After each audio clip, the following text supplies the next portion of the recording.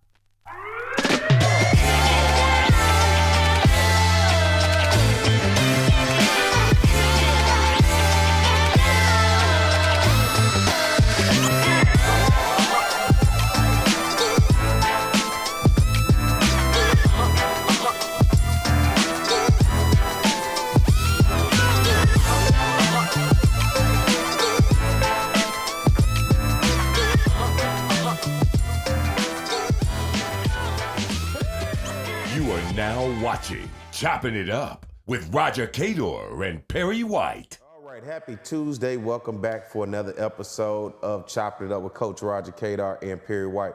Of course, I'm Perry White. He's the man, the myth, the legend himself, Coach Roger Cador. And we're doing it live at the Roger Cador Baseball Fieldhouse. So no better way than to talk to you in a place that you help build. Help build, huh? Yeah. Well, it was a good thing to have the opportunity to put this building up for the players. I mean, for so many years, we tried and we finally got it done. Mm-hmm. You know, first of all, how was your week, man? How was everything leading up until today? Everything was good. You know, watch a couple of games over the weekend and relax at home. That was about it. Yeah, same here. And, you know, just getting prepared now as we see the weather here in South Louisiana is going to kind of take a turn for the next day or two because of the hurricane headed this way. As a coach and living in Louisiana your whole life, how did you prepare a team of young people anytime you had to deal with things unforeseen like storms and stuff? Well, as we relate to storm, first thing you had to make, we had kids from out of state who never known what a storm was. The kids in the North, Midwest and all of that, they never. So you had to make sure the parents were okay. That was my first order, make sure we give the parents update, keep them updated, let them know that the university is taking all the measures to secure the safety of their kids. Mm-hmm. So that was the first thing. The other thing, when you deal with inclement weather, you make the adjustment. Kids are really good at making adjustment. You know what I'm saying? Mm-hmm. You can move them quickly. They're young, and they usually make the adjustment quite well. Yeah, that is interesting, you know, especially when you said somebody not from an area that typically deals with tropical storms or hurricanes to that nature. And for a lot of people, if you're not used to it, it can be definitely worrying for your parents because what you see on here on the news and you're watching the weather channels and all of these weather updates compared to actually being here and being a part. And, you know, the aftermath typically, the without the power is typically one of the things that that really affects people. Yeah, really, and that's the biggest thing. This is why states and officials are taking, governors are really putting more emphasis on preparation and then the recovery. Do all of this in the event that it hit bad, so we'll be prepared to deal with a few days of not having electricity or not having warm food to eat. You know what I'm saying? So those things are important, and we're doing such a better job because of information with satellites and all of that, keeping us updated.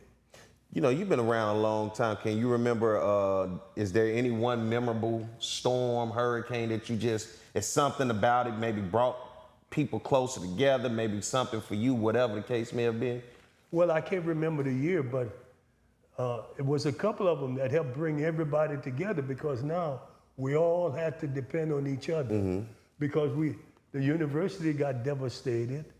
And when I say devastated, a lot of the electricity we had some building damage. So we had to pull together. We had to help each other out. And the community really came together. People brought food for the kids. I mean, those are the kind of things that makes a community strong when they all get in and help each other out, knowing it. And I think that helps when parents send their kids to you, knowing that you're going to do everything you can to treat them the way they would treat them, you know? Yeah, that's interesting because, you're always worried as a parent when your child is somewhere far, far away from home and you send them there. But this is part of the growing process. This is the part of, trusting that, you taught them something at home that maybe can help them in this situation when it comes to being prepared and trying to be prepared. And for a lot of people, I think that last minute waiting, that's when you start to see them store lines very long, the lines at the gas station.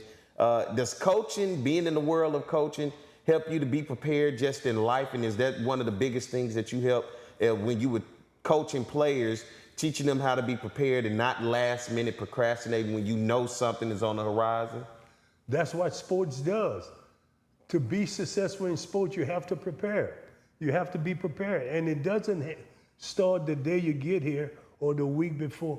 Preparation started a long time ago. And that helps tremendously. When you deal with a devastating storm or disaster, these kids they can move on the run, on the fly, so to speak. And they have good attitude. Well, let me put it that way. My kids had really good attitudes about it. They knew it was nothing they could do about the storm, but they took measure to make things better after the storm. And that's the thing, man. So we hope everybody out there, you're prepared, that you stay safe. You listen to the meteorologists, the local government, everybody, whatever they issue. I think in some of the areas in South Louisiana, there may be a mandatory evacuation for some of those low-lying areas. And right here in the city of Baton Rouge and surrounding areas, there's the possibility of the wind damage to the storms and everything else. So we ask that you all definitely take precaution and do the necessary things in order to keep yourself safe and your family safe. And one of the biggest things they say, don't venture out into this thing once it gets here, Coach. You got some people who like to venture out. Don't go try to look at nothing. You'll see it when it's over with. Like my son, I was telling him a couple of days ago, hey, let's make sure the car is filled with gas. Because if you have to move, you don't want to be at home with an empty tank of gas. You can't move, you know what I'm saying? Because sometimes it requires you have to go to higher grounds, you know? So that's one of the things I was mentioning. It's nothing like preparing. You know it's coming. You don't know if it's going to hit, but we want to be prepared so we can move if we have to. Well, let's be prepared right now to take a break, pay some bills. We'll be right back, ladies and gentlemen. More of Coach Roger Cador, Chopping Up with Coach Roger Cador and Perry White. Smart Baton Rouge business travelers travel out of Baton Rouge because BTR is so close and convenient, they're always one step ahead, rather than dead on their feet. So, isn't it about time you flew BTR? Baton Rouge Metro Airport. Some Baton Rouge business travelers travel out of Baton Rouge. Some don't. The ones that do know BTR is all about being closer, more convenient, with non-stops and short hops to anywhere their business takes them. They also know not flying BTR means more traffic, longer lines, and wasted time. So if it's about going from driveway to runway with a lot less highway, isn't it about time you flew BTR? Baton Rouge Metro Airport. It's about time. Getting a letter from the IRS that you owe back taxes can be scary, but it doesn't have to be. Call Go Tax Resolution in Lafayette at 337-420-1040 today. We'll help stop garnishments, levies, and seizures immediately. With over 35 years of dealing directly with the IRS, our team of local professionals will help you pay the least amount possible. So if you owe back taxes to the IRS, you need help. Call the tax professionals at Go Tax Resolution in Lafayette at 337-420-1040. Your go-to tax relief. Have a passion? We've got the place. Gear up for where the rubber meets the mud, or stir up memories of a lifetime. Reach new heights. Gravitate towards something out of this world. Even travel back in time. You might like a little drama in your life, or get in touch with your inner nature lover. Release some pent-up energy while you're at it. There's plenty to do beyond the swing sets. BRAC, we're more than a playground. With over 60 years of combined experience, Kathy Sherburne and Anna Barnett bring a wealth of knowledge and excitement to the framing industry. Keeping strong to the Louisiana culture, Acadian Frame and Art has numerous local artists and sports team memorabilia for their customers to choose from. Whether you're creating a gallery-like setting in your office or simply looking for some fun art for your kids' playroom, Acadian Frame and Art is your one-stop picture framing spot. Call 225-927-6129 or go to www.acadianframe.com. Get the memoir from the legendary baseball coach from Southern University, Roger Cador, Against All Odds. Roger refused to let his past dictate his future by rising to legendary college baseball status. An inspiring story of tenacity, faith, and hope. Against All Odds chronicles Coach Cador's determination to reach higher, to want more, and to dig deeper to find the courage to chase his dreams. Against All Odds. Get yours today by Cador & Cador Publishing. You are now watching Choppin' It Up with Roger Cador and Perry White.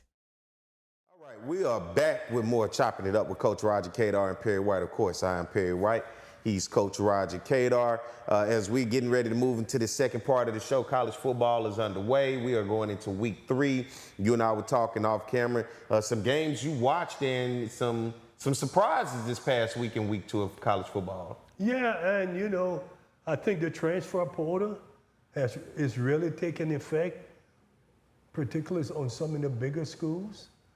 And some schools got lucky, like we saw Northern Illinois beat Notre Dame. Mm-hmm. You were talking about Nicholls State playing LSU really tough. Mm-hmm. And you're going to see more and more that, especially as injuries mount up, things are going to happen. Something Texas A&M didn't play that well, I think, you know. And a school like that shouldn't struggle.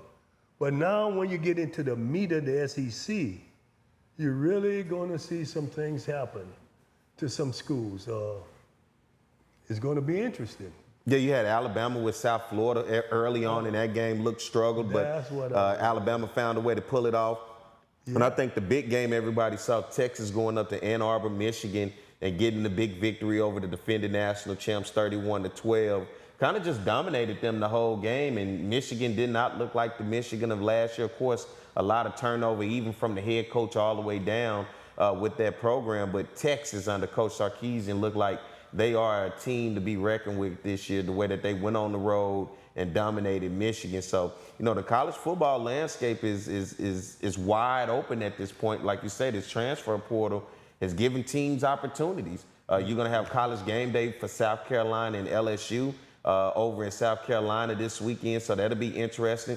You look at LSU, a lot of fans kind of uneasy with Brian Kelly because they go in week 1 to Las Vegas and lose to University of Southern California. Then you come back and have a struggle a little bit with Nicholls at LSU's first home game. So, you know, the whole national spotlight will be on LSU and South Carolina this weekend with college game day, Reese Davis and the guys being there to shed light on what's going on. It's going to be interesting.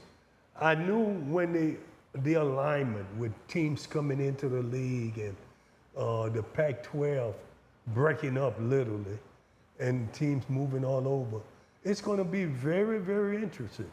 The thing that is that how patient coaches are going to be with their quarterbacks. Because they're walking a little on eggshell now. If that quarterback doesn't produce in game one, they want to go to the next one. So it's interesting. I think as it relates to LSU, the loss against SC was they showed some undisciplined penalties. I think that hurt them and changed the direction of the game. You got me? You can't, when you're playing good teams, you can't have those kind of penalties. If you have a penalty in the floor of the game, that's different. But undisciplined penalties where a guy, the number 2, I can't for LSU, he did something to one in the SC guy, something he saw on YouTube, something they foolishness they see people do, that has no place.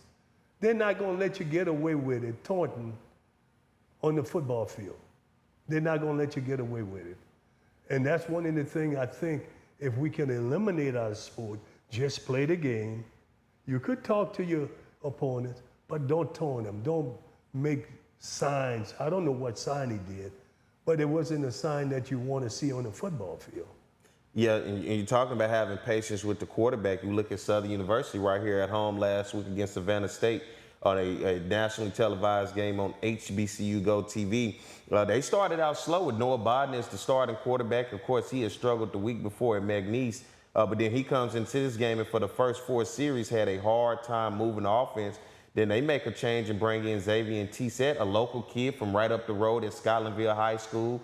He comes in and seems to give them the spark that they needed. Southern goes on to score 40-plus points, and it couldn't have fell into a better time because now, as you know as a head coach at Southern, you got a hated rival in Jackson State coming up this week. And I tell people all the time, if you want real rivalry, Jackson State and Southern to show you, and I don't care what the sport is. It could be flipping coins.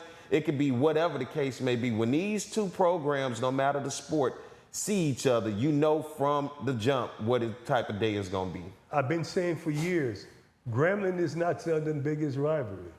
Jackson State is. Those two schools don't like each other.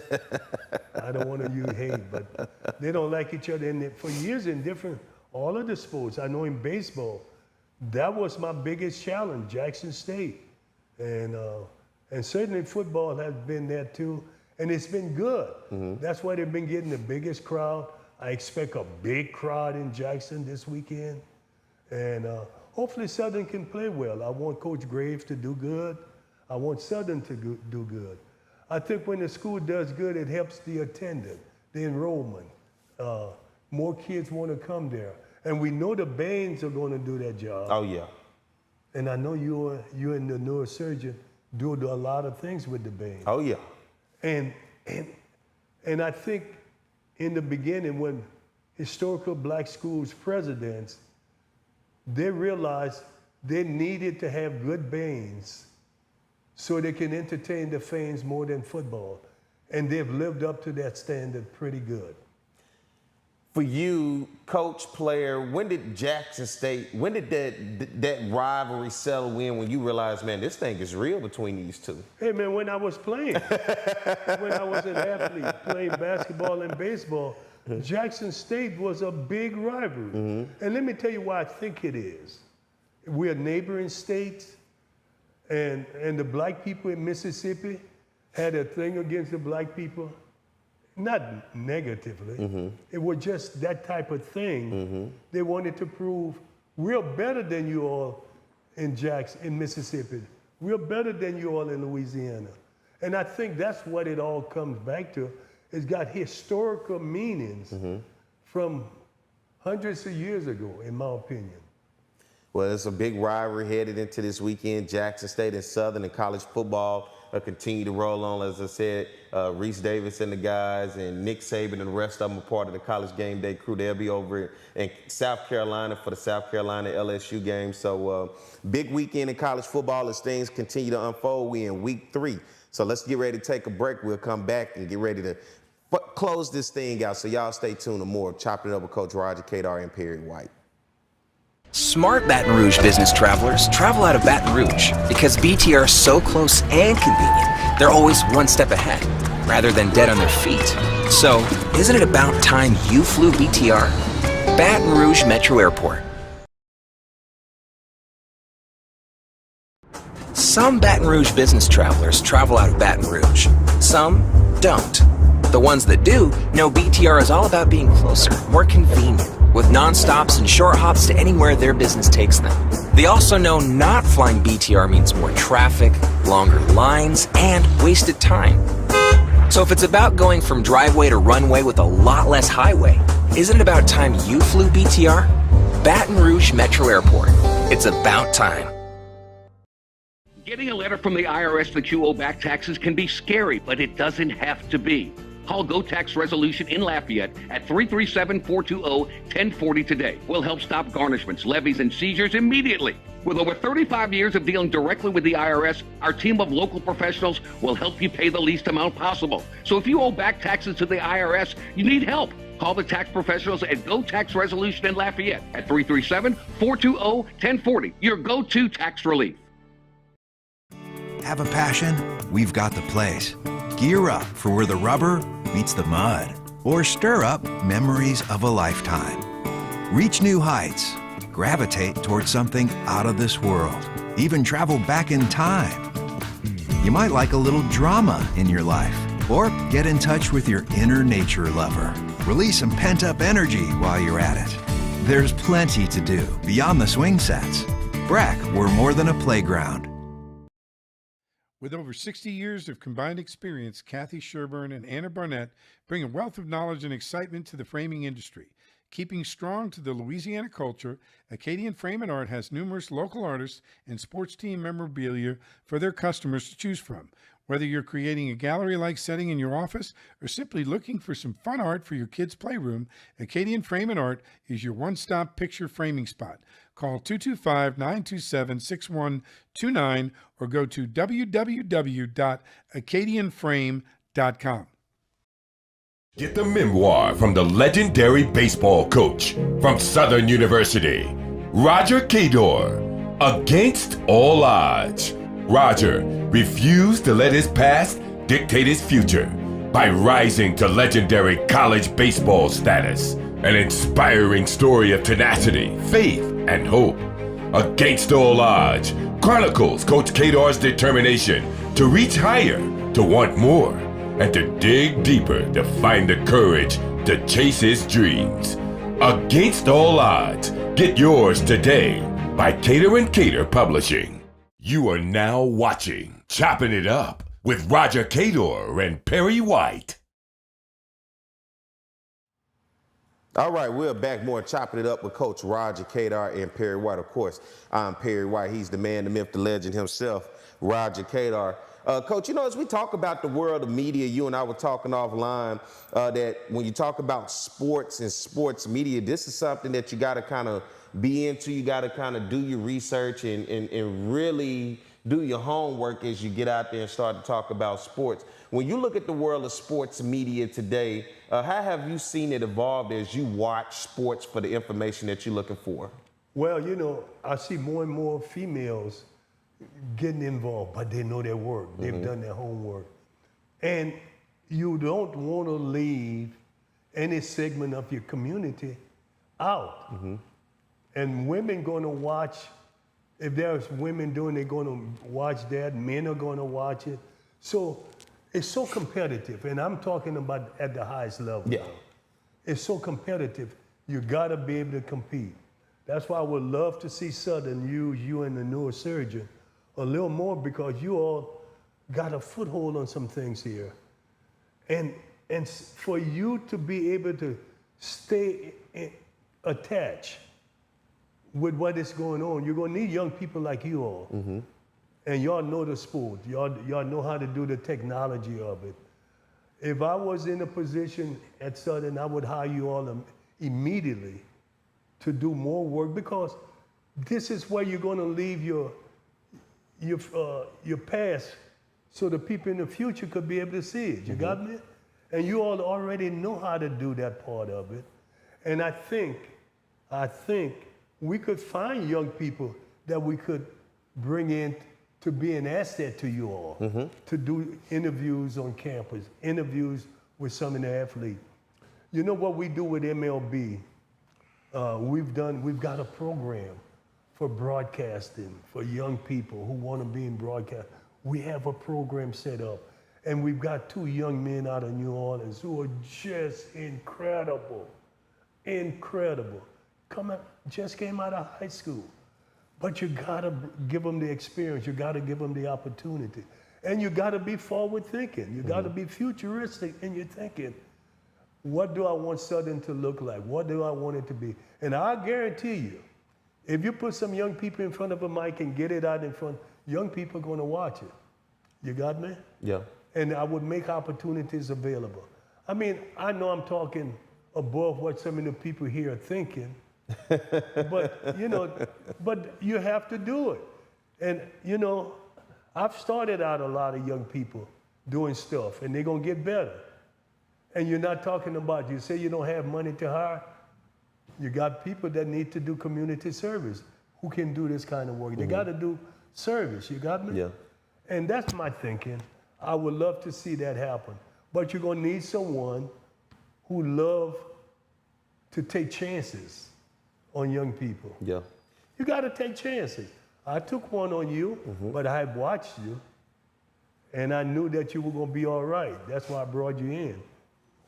Yeah, it starts with passion. You got to have a passion behind it. You got to be a love of something, because with me, I watch sports a lot. Actually, it's really tough, especially this time of year, that I actually sit down and really watch television within itself. Outside of the news, me keeping up with weather, I'm pretty much entrenched in sports. I'm watching a lot of football, of games. I can't watch all the games at one time, Right. but typically when I get free time, I get home, I'm going back watching highlights. I'm looking at this game, taking notes of that game.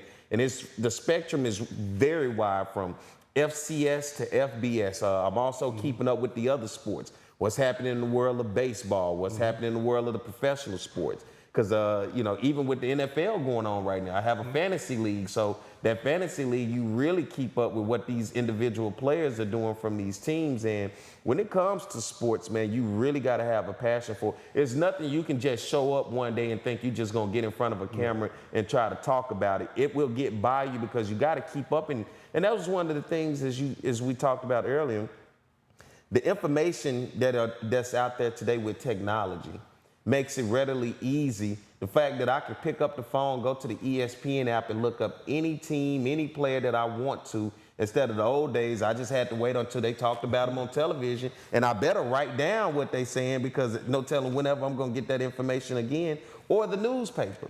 Growing up, I used to enjoy being able to get the newspaper, and my mom would read the rest of it. She already knew to hand me the sports section. Yeah. And I would just dissect the sports section. They'll have that whole long column, probably half a page or 2 pages, just full of scores. And I'm just going through the scores, looking at the stats, man. That was enjoyment for me. And I think that's where the love of sports, on top of playing it, that's where it started for me. Yeah, I did the same thing. I read the newspaper front to back every day when I was growing up, because I didn't read books. I didn't get to go to school that often. So the newspaper was my form of information. Yeah. And got it done. I want to go back to you and the neurosurgeon about the technology you guys bring to the table that y'all have in place, the things that you all are doing. I just want to say that I mentioned that if I was in any capacity at this university, that I would utilize more young people with community service, but only put them in a situation where they can get better, and then pick the best one and do it. Because the best way to get your university known is going to have to be outside of athletics too, sports. Am I correct? Yeah. You're leaving people out. Everybody don't enjoy sport. And the kids you want coming for the academic part are usually not going to be big sports fans. So you all can get information out to them about what is happening academically at the university. Yeah. And I see it. I could see it, but And young people understand the world that's evolving when it comes to technology. So instead of being left behind and waiting on somebody to figure it out who may Right. be a little bit older, the young people come in and kind of put you on game and let you know, hey, let's maybe like the world of TikTok right now.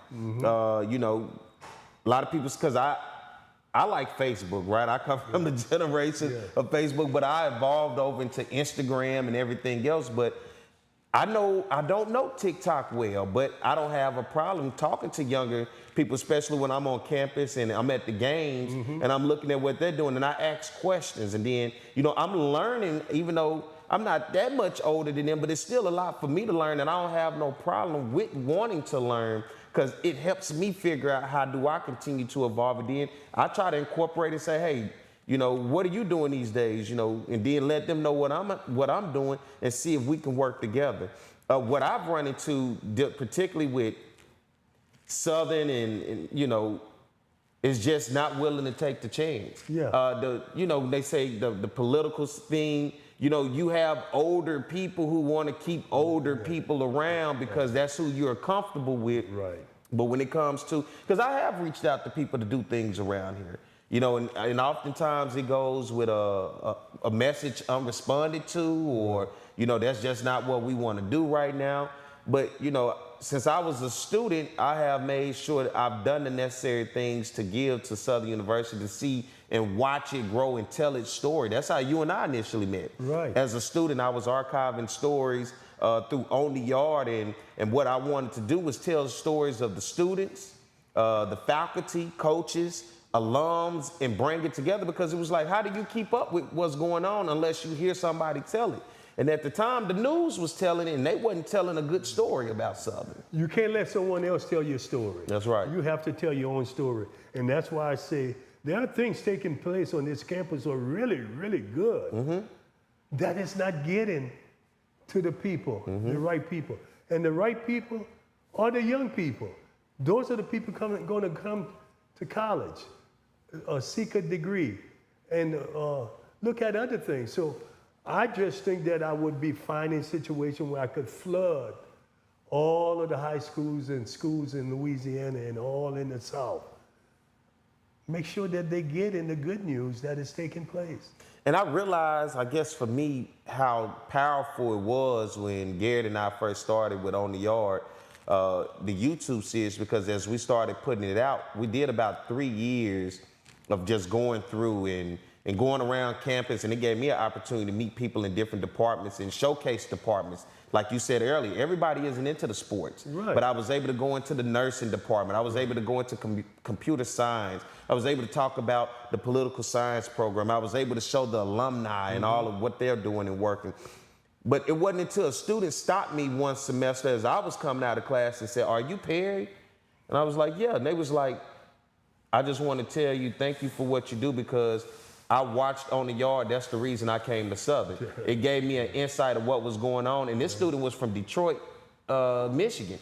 Didn't know anything about Southern, didn't know how to relate to it, but because of what they saw, it gave them an opportunity to pay attention to Southern and say, this is like a place I want to go because of what we was able to capture and showcase. I tell you, they'll be surprised if they just let go. And power is a terrible, could be terrible. People who have power, they can do more harm than good. Usually they do. Yeah. That's why you got to open it up and bring people in. I mean, they're going to be able to see before you put something out what you're putting out. You know, you don't just let someone write and put anything out there. So you have someone to oversee it and say, this is good. We let this go. We don't, no, we're going to clean this up before we send it out. That's how you do it. You got me? And then we can make things work. I'm telling you, we better be moving. This thing is moving. And with the AI, it's going to move even faster. And we better get on our horses and get or we're going to keep getting 1,200 students coming in. We need thousands of students coming in every semester. Force them to build places. Force them to upgrade. Force them to borrow money or get bonds to build more housing and building so we can put things in place to handle these students. How could LSU keep getting 36,000? They didn't have that a few years ago, but they're doing things. And I always say, you don't have to invent the wheel, baby. Just go look at who has already invented it and borrow some ideas. That's what I did. I wasn't smart enough to invent the wheel. But I went and looked at, hey, Skip Berkman, when he and I got to be friends in 1985, I looked at what he was doing. And I borrowed some of his things that I could put in place. And it worked. That was the next question I was going to ask, aside from media, but just life. You've gone through decades of dealing with young people as the generation and the society around you continue to evolve. We're talking about CD players to DVD players to just a whole generations that have evolved and changed, and dealing with young people the way that you did for so long, 17, 18-year-olds coming into college who bring that youthfulness from wherever they're from across the United States and bring that technology that young people typically are attracted to. How was you able to keep up with the times as things evolved and changed so much during your tenure of coaching? Well, I was forced to do it. Not that I wanted to, but I was forced. And I had players who forced me to make adjustments and change. And when I say force, they didn't come in and say, you better do it. They forced me to do it because I had an open door policy. And I wanted my players to talk to me about anything. And they had good ideas. You see what I'm saying? Because I didn't know all of the things young people were doing. Like, for instance, it has nothing to do with me doing, but we were playing Grambling in a baseball game at Pete Goldsby. And a big kid hit a home run. And when he came to home plate, he did the Pee Wee Herman. You know, how many coaches would go to that player and say, I said, well, what is he doing? You know about the Pee Wee Herman? I didn't know then. I knew that because I allowed them to tell me. You know, he said, Coach, he's doing the Pee Wee Herman. I said, oh, okay. You know, but so the point I'm making, if I was a mean rascal, not letting them say, don't come to me with this, I wouldn't have known the guy was doing a Pee Wee Herman. You got me? You know, so that's the kind of thing I wanted them to tell me. They kept me updated. You know, they kept me informed.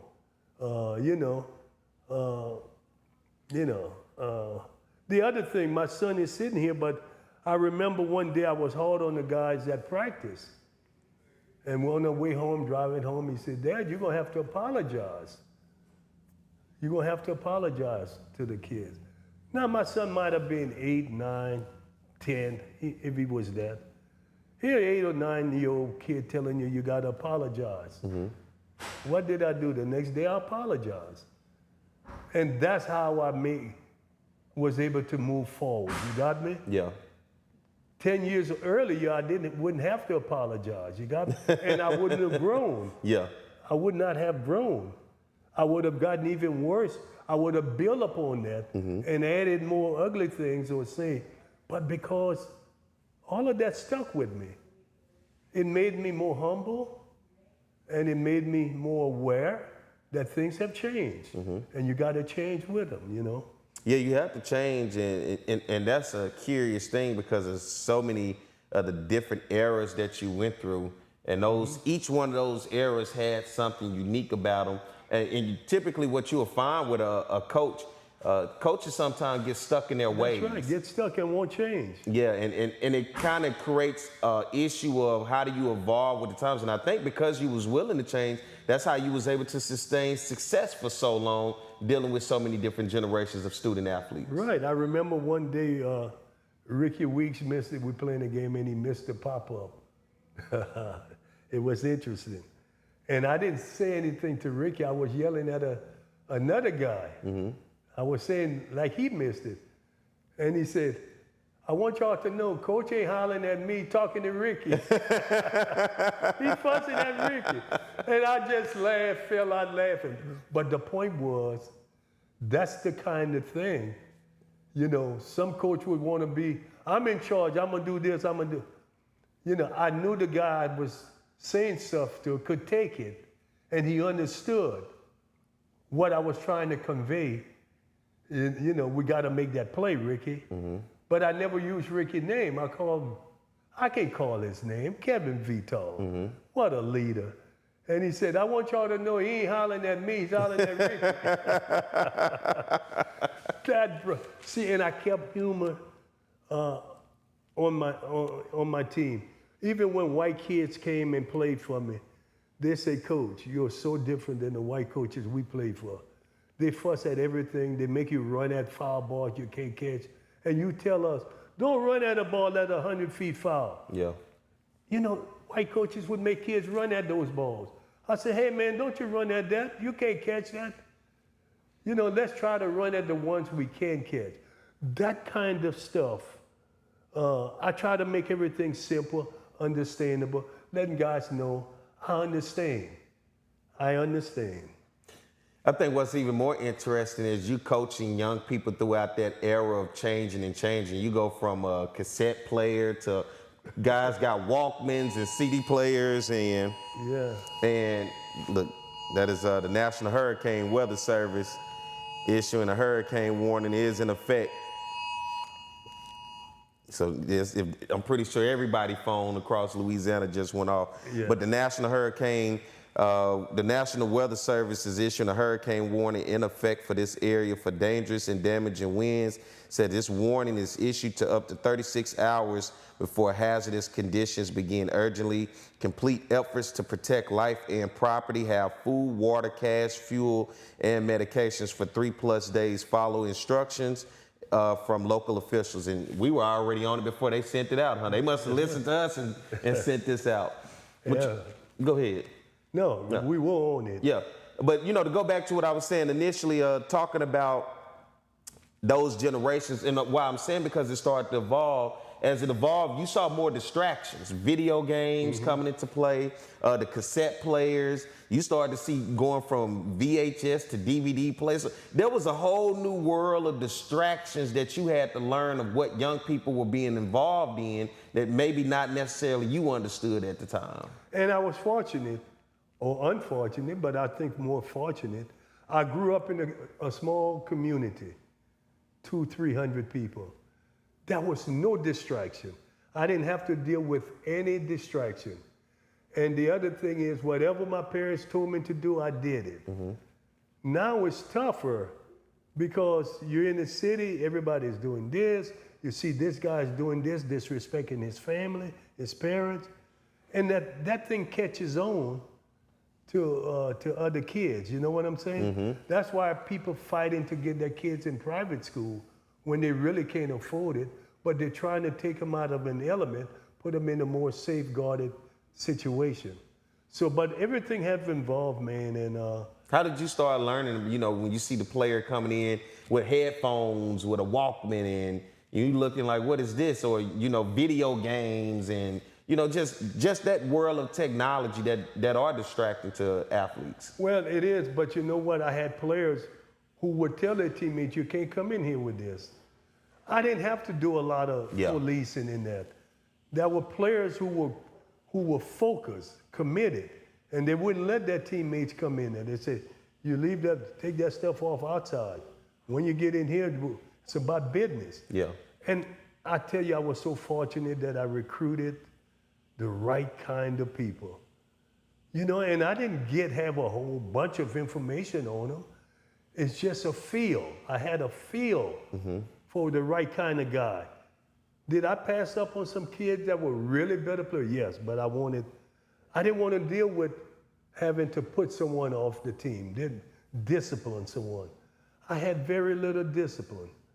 I mean, you coach 36 years or 37, and you have very little discipline. You were really fortunate. Yeah. Discipline, what did discipline start with you when it comes to young people who may not have had it at home, but now come to college and now they're under your guidance? Well, we talk and tell them some do's and don't. And I said, you know, we tell them the first thing is you got to respect the young ladies because your mother is a lady and some of you all have sisters. So we have to respect them. We're not going to say any kind of thing in front of a young lady. We're going to respect them. I think that went a long ways because they all could relate to that. I wasn't leaving anyone out because for them to be here, they had to have a mother. You got me? And I said, you don't want nobody saying that in front of your mama or saying it to her or your grandmother or your sister. So I started with that. Now, it sounds basic today, but that was big back then. You got me? You know, and I look at so many of my players now who are fathers, head of household, and they're doing well because of a basic fundamental that they follow.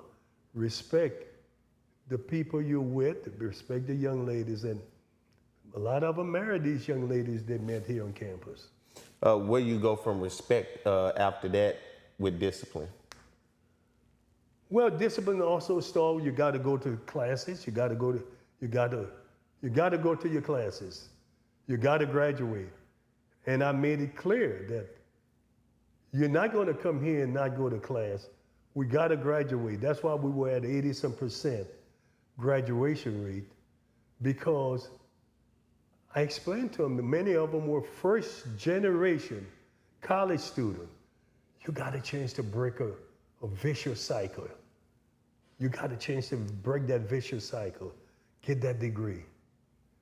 And they understood that. I got to ask a question because this was kind of on the back end of your career, and this was kind of when I got into the picture, and it was the big story of Southern dealing with APR. What happened in that situation to where Southern fell in that position? Then it ultimately affected you on the back end because it took away scholarships and everything else. What led into that, and what happened overall with that? Well, this is what happened when you don't want to hire quality people. APR is not a coach's issue. It's the academic advisor job. And for everybody out there, APR, Academic Progress Report. So we did what we could. Pete Richardson and I, we did what we could. But we can only do so much because they gave kids to put them in the wrong subject. And it came back and bit us in the rear.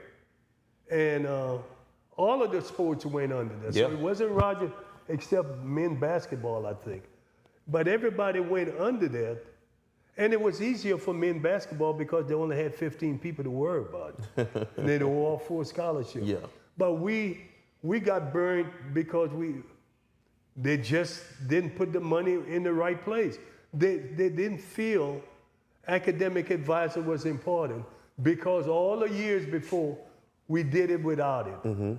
And I must say, we probably did a lot of things wrong. But when the NCAA clamped down, we were in trouble.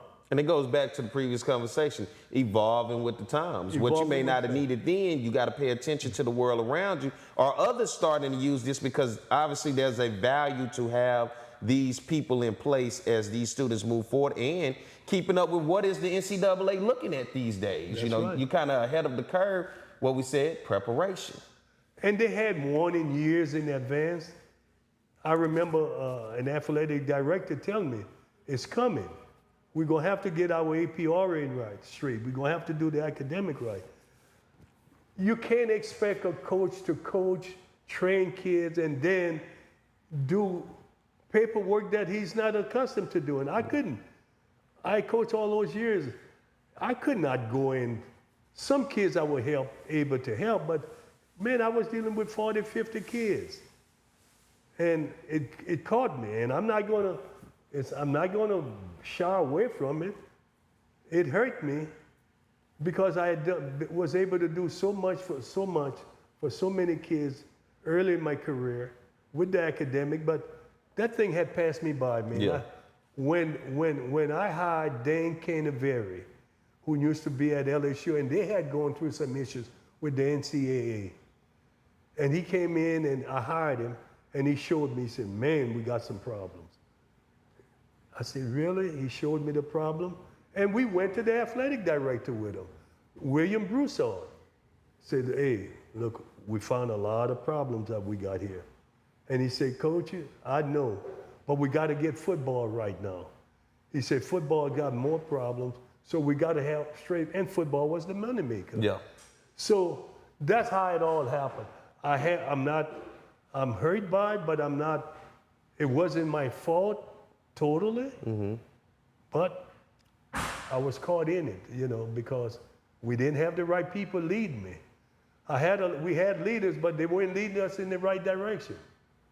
And would you say ultimately played an effect towards the end of your career here or Oh something? yeah, we couldn't win. Yeah. We didn't have the scholarship. And I was losing energy. I was losing my energy to fight that kind of stuff. Yeah. You know what I'm saying? You've been doing it for so long. I mean, where you done? And I've done so many other things I was doing. So the last 6, 7 years of my career, I knew we couldn't win because we didn't have the scholarship. And that's why I really admired Dr. Jim Lorenz. He was the chancellor. And he came and talked to me. He said, Coach, he said, you're not going to be able to do what you've been doing. What I need you to do is concentrate on just being positive. You go a lot of places, talk about recruiting, getting kids to the university. He said, but you've done about all you could do with the situation. And I really admire him for saying that because he understood. Not a lot of chancellors would come and tell you that, you got me? But he knew that what I had done. I brought in a lot of kids. Greg LaFleur, when he was the AD, he said to them, Coach Cador is doing more than y'all could imagine. He bring in 60 kids. That's 40 kids y'all wouldn't have had a chance to recruit. He brought them in, you got me? So he made money. If you count, see what they never took into consideration. And Wiley College and another school called me about helping them understand how they can do a baseball program. And I said, bring in as many kids as you can. They'll pay for the program. They'll pay for the scholarship. They'll pay for the salary. They'll pay for your travel. But you got to have more than 10 guys on scholarship. You got to have all them other guys who are paying. And Greg LaFleur said, he's ahead of the game. He's doing that. He's bringing in kids to his program. He don't have scholarship, but he's still bringing kids that are paying. And the university reaped the benefit. You see, but they never caught it. They never caught it. I had been doing it, and they never caught on to understand what I was doing. But I understood. That's why when I went to coaches convention, I didn't waste my time in the corner with some coach talking joke. I was trying to find out business, what other people were doing, how they were making it. And that's how I built the baseball field. A man from Pullman, Washington, way in the Pacific Northwest. I found him, an older white guy talked, and he told me, I'm gonna give you an idea. He said, go get the Army, the people on the weekend, the people serving a Corps Army on the weekend, come on. They only do weekend, they're in the Army, but they only do weekend, come on. You don't know, huh? You don't know what I'm talking about. I was trying to get you to help me. National Guard. National Guard. Yeah. I was thinking while you were saying that. National Guard. But you see, if I was in the corner listening to some guy telling a nasty joke, I would have never gotten it. He said, get the National Guard. And boy, did they do a good job. That's how, with the money I got from Howard White, who was the SGA president, that's how I built the baseball field. And then I got some money from the private sector. But the point I'm making, I didn't waste my time. I took advantage of every opportunity I could to try and make it better. See, where I might have slipped a little in this one, I raised over here. You got me? You know, slip a little in APR, we raised and getting facilities. So I never stopped working. I never held grudges. I kept working, kept finding different ideas, kept finding different ways to make things work. And that you did, because like right now we're sitting here in the Roger Cador Baseball Field House. I was here for the ribbon cutting ceremony. Dr. Lorenz was here. Kip Holden was the mayor at the time. And I remember when this was just land, right? And as a matter of fact, I still have that picture to this day.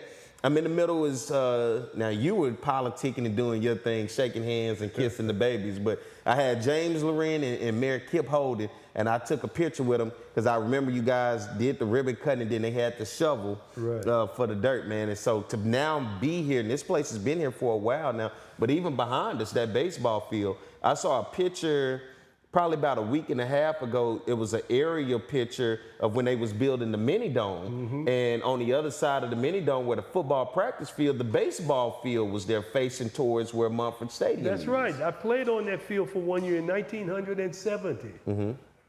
And that's where I played. And they were supposed to build a baseball field back in 1970. Never did. Now, what was the issue when they decided to move that field where it is from where it is now? Because I thought that was, when I looked at it, I thought it was a beautiful view with outfield facing the stadium. I thought that was awesome. But what happened with that baseball field being there on that land? I don't know. Yeah. That's a long time ago. But we had bad people who didn't have the vision. And listen, I'm not beating up on those people. Everybody have limitations, you got me? But we didn't, you know, they tried to stop. They did all they could to stop me building this. President Jesse Stone, again, I was fortunate. He came and talked to me. He said, my advisor said you can't build a baseball field here. You don't have the land, and we're not going to build it. And I said, Dr. Stone, let me do it. I could do it, Dr. Stone. He said, you think you can? I said, yes. And he said, okay, go ahead. That's just amazing.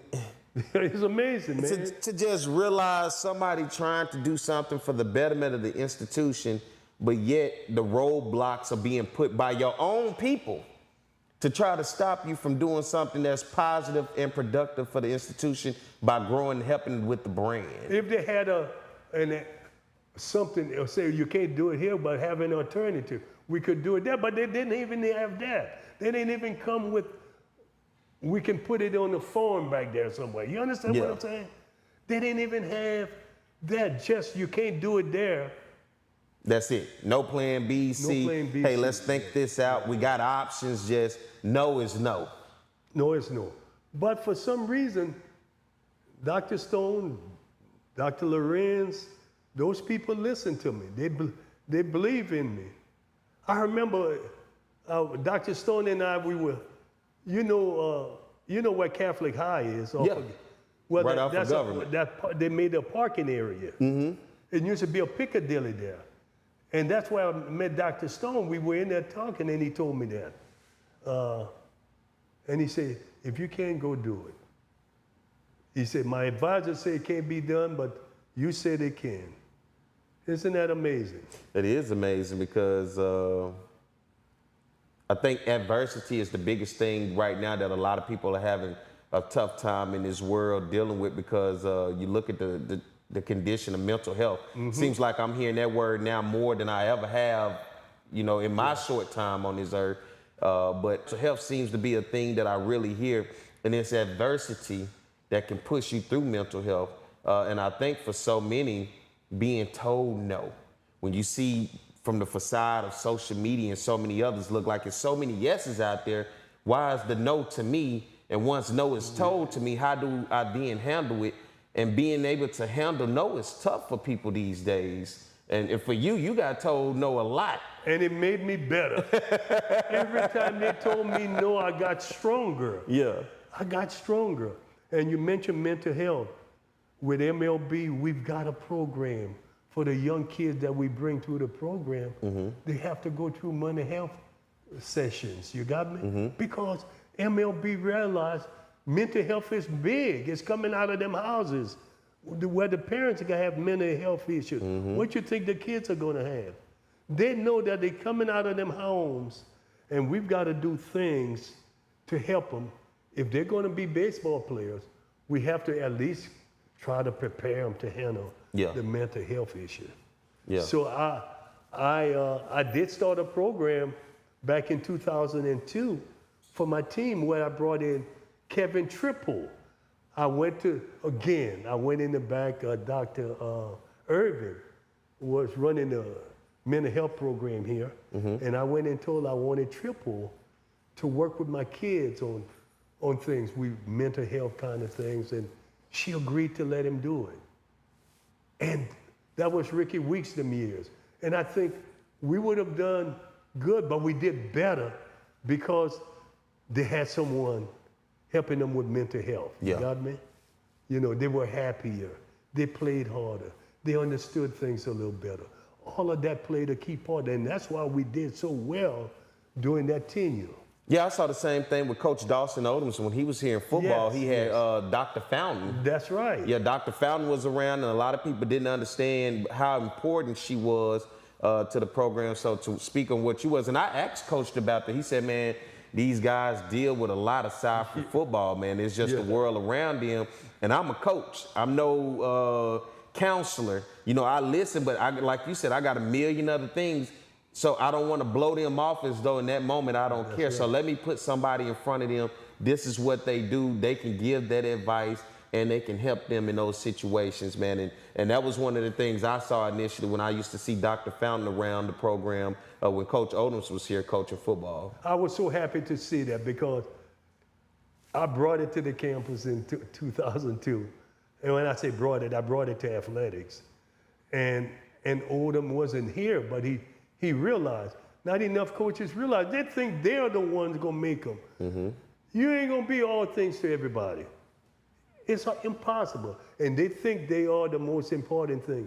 I'm telling you, the coach sometimes is the least important. It's someone in the ears of the kids saying things that has nothing to do with football, nothing to do with baseball or basketball or track and field. It's somebody else. They're dealing with something other than this stuff. Mm-hmm. You know, they're dealing with so many problems, I'm telling you. I guess if you were to ask me, do I miss coaching? The face of coaching I miss is helping the kids. Yeah. Not trying to win the games, but to help them. Because I know the things that I gave them helped them. You got me? Yes, sir. Beyond coaching. We won a lot of games, but it was the things that I did that I know they're thriving now in their life after college baseball. They're thriving because they took into life some basic, solid, fundamental of things, how you do things. And that is what is going to help these kids, not winning games. You know, I remember when my wife was alive, she would say, no matter how many games you win, you're not going to be able to do much with them, which makes sense. And she would always say, make sure you give the kids good advice, help them, you know, don't be too hard on them. And that was the kind of thing. And it stuck with me, all of those kind of things, man. She said, you're not going to be able to do nothing with those wins. Makes sense. I know I can't. Yeah. I tried to take him into a bank the other day to get a loan. It ain't going to happen. Well, ladies and gentlemen, we get ready to close this thing out for today's show. We want to make sure, because you heard in the broadcast when the phones went off, that you guys stay prepared for the weather, that, hey, do not count it out. Get yourselves prepared.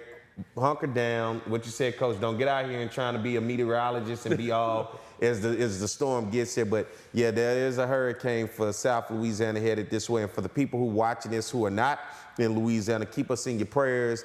And if you got some loved ones that live here in the state, be sure to check on them, make sure everything is good as we continue to hunker down, be prepared, as this thing will make landfall tomorrow. So, Coach, once again, it's been good to sit here and have this conversation with you. Next week, we will not do a show next week, but we will be back the week after that. So we hope everybody is safe and that everything turns out good for you as you're dealing with the storm. You got anything before we get out of here? And that'll be the 23rd. We'll do it on the Monday on the following week. Yep. I'll be out of the country next week, so we won't be able to do it. And preparing to do a clinic. MLB is sending me to do a clinic out of the country, so there it is. All right. Keeping me busy. Keeping them busy. Got to stay busy. So about to get ready to get out of here. You know, there's only one way to get out of here, Coach. Sammy Sosa. Sammy Sosa. All right, everybody. Get the memoir from the legendary baseball coach from Southern University, Roger Cador, Against all odds, Roger refused to let his past dictate his future by rising to legendary college baseball status.